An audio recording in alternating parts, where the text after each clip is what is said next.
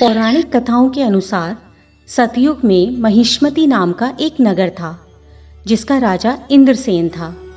इंद्रसेन एक बहुत ही प्रतापी राजा था। राजा अपनी प्रजा का पालन अपनी संतान के समान करता था। राजा के राज में किसी को भी किसी भी चीज की कमी नहीं थी। राजा भगवान विष्णु का परम उपासक था।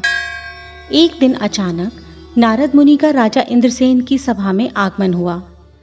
नारद मुनि राजा के पिता का संदेश लेकर पहुंचे थे। राजा के पिता ने कहा था कि पूर्व जन्म में किसी भूल के कारण वह यमलोक में ही हैं।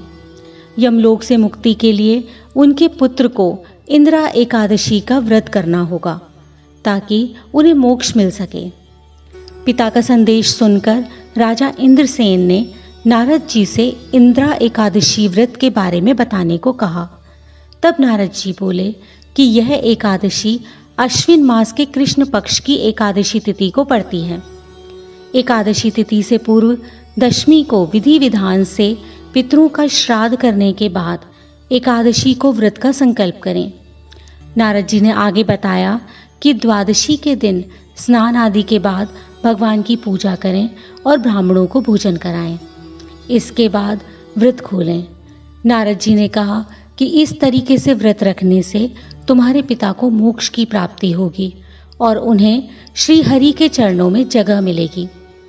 राजा इंद्रसेन ने नारद जी के बताए अनुसार इंदिरा एकादशी का व्रत किया, जिसके पुण्य से उनके पिता को मोक्ष की प्राप्ति हुई और वे वैकुंठ चले गए।